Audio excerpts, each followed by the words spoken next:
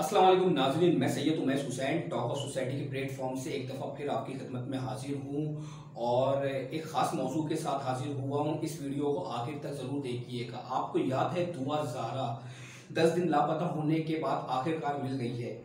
اللہ تعالیٰ کا شکر ادا کرتے ہیں کہ بچی مل گئی، لیکن بہت سارے سوالوں کے جواب ابھی تک نہیں ملے۔ آپ کو یاد ہے جب دعا زہرا مس ہوئی تھی تو دعا زہرا کے والد اور والدہ نے سوشل میڈیا اور الیکٹرانک میڈیا پہ آ کے اپیل کری تھی کہ ہماری بچی کے لیے دعا کریں، ہماری بیٹی مس ہو گئی ہے، یعنی کہ وہ گم ہو گئی ہے۔ لیکن 10 دن تک بچی کا کچھ نہیں پتہ چل سکا تھا۔ سوشل میڈیا پہ اپیل کے بعد پولیس اور ہماری ایجنسیز کافی حرکت میں آئی تھی اور کافی ریٹس وغیرہ کی تھی، لیکن 10 دن تک بچی کا نہیں پتہ چل سکا تھا۔ اچھا، اب میں جو بات کرنے جا رہا ہوں اس کو ذرا نوٹ کریے گا۔ 10 دن کے بعد 11ویں دن ایک ویڈیو منظر عام پہ آتی ہے، اس میں دعا زہرا کی وہ طرف سے وہ ویڈیو ہوتی ہے اور دعا زہرا بولتی ہے کہ میں اپنے گھر والوں کی طرف سے تنگ تھی، اس لیے میں لاہور آ گئی اور لاہور میں نے اپنے پسندیدہ لڑکے سے شادی کر دی۔ اس ویڈیو کے اندر لڑکا بھی موجود ہوتا ہے۔ اچھا، اگلے دن ایک اور ویڈیو لانچ ہوتی ہے، وہ دعا زہرا کے والد اور والدہ کی جانب سے لانچ ہوتی ہے۔ وہ بولتے ہیں کہ ہماری شادی کو تو 16 سال ہو گئے، ہماری بچی 14 سال کی مائنر ہے اور ایڈل نہیں ہے، وہ شادی کیسے کر سکتی ہے؟ کیونکہ پاکستانی قانون کے تحت 18 سال سے کم عمر لڑکی شادی نہیں کر سکتی۔ لیکن دعا زہرا کا کہنا یہ ہوتا ہے کہ میں 18 سال کی ہوں اور میرے گھر والے مجھ پہ ظلم کرتے ہیں، اس لیے میں نے شادی کری ہے۔ جبکہ نکاح نامہ، میں یہ نہیں کہتا کہ دعا زہرا غلط ہے یا ان کے ماں باپ صحیح ہیں، لیکن نکاح نامہ غلط نہیں ہو سکتا۔ دعا زہرا کے والد صاحب نے جو پریس کانفرنس میں نکاح نامہ دکھایا تھا اس میں بچی کی ہے 16 سال، شادی دعا زہرا کے والد صاحب کی 16 سال پہلے ہوئی تھی اور بچی کی ایج وہ بتا رہے تھے کہ 14 سال ہو گئے۔ ظاہر سی بات ہے شادی کے 1 سے 2 سال کے بعد بچی پیدا ہوئی ہوگی، تو اس کا مطلب یہ کہ والد صاحب جھوٹ نہیں بول رہے تھے۔ نادرہ کا نکاح نامہ اور شادی تو ویسے بھی جھوٹ ثابت کرنا بہت مشکل ہے کیونکہ اس میں رشتہ دار آتے ہیں، خاندان والے آتے ہیں۔ اب میں جو بات کر رہا ہوں آپ اس بات کو نوٹ کریے گا۔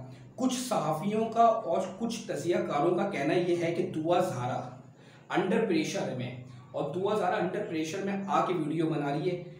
میں نے اس بات کو نوٹ کرا ہے، آپ دیکھیں دعا زہرا کی ویڈیو اٹھائیں، دعا زہرا انڈر پریشر میں آ کے ویڈیو بنا رہی ہے اور دعا زہرا کے ساتھ جو اس کا شوہر ہے وہ بھی مجھے ایسا لگ رہا ہے انڈر پریشر میں۔ اگر پیار کی شادی ہے تو لگیں گے تو نا وہ میاں بیوی ہیں، اب وہ انکمفرٹ ہو کے بیٹھے ہوئے ہیں تھوڑا دور، اور کچھ میرا کہنا نہیں ہے، یہ کچھ صحافی اور کچھ تجزیہ کاروں کا کہنا بھی ہے کہ ان کو فیل یہ ہو رہا ہے کہ دعا زہرا کڈنیپ ہوئی اور انڈر پریشر میں آ کے کوئی مافیا اس سے ویڈیو بنوا رہے ہیں۔ دیکھیں ایک بات تو نوٹ کرنے کی ہے، دعا زہرا 10 دن لاپتہ ہے۔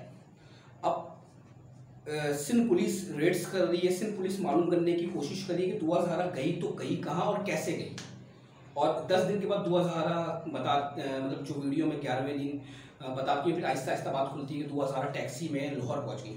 تو یار آپ کے گھر میں بھی ماں بہنیں ہیں، بیٹیاں ہیں، اتنی ہمت وہ بھی ایک گھریلو لڑکی کی، بچی کی جو 14 سال کی ہے، اور وہ اپنے آپ کو 18 سال بولنے، چلے مان لیتے ہیں وہ 18 سال کی ہے، مان لیتے، ماننے میں کیا جا رہا ہے۔ 18 سال کی بچی کیا لاہور جا سکتی ہے؟ راستے میں کئی چیک پوسٹ اور کئی معاملات اور ٹیکسی میں، ابھی وہ سیف پہنچ بھی گئی، بڑا تعجب ہو رہا ہے۔ تو ایسا پہلے بھی میں نے آپ کو بتایا کہ کئی صحافیوں کا اور کئی تجزیہ کاروں کا کہنا ہے کہ دعا زہرا کڈنیپ ہوئی، اور فیلنگ بھی ایسی ہو رہی ہے کہ دعا زہرا کڈنیپ ہوئی ہے۔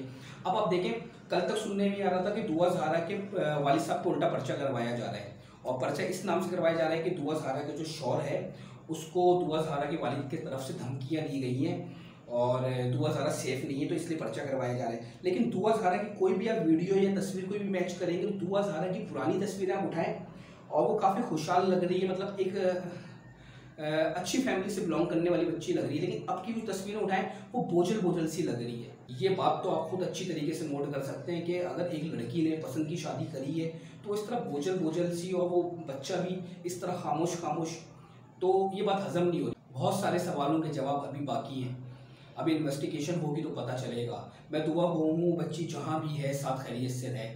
اللہ حافظ۔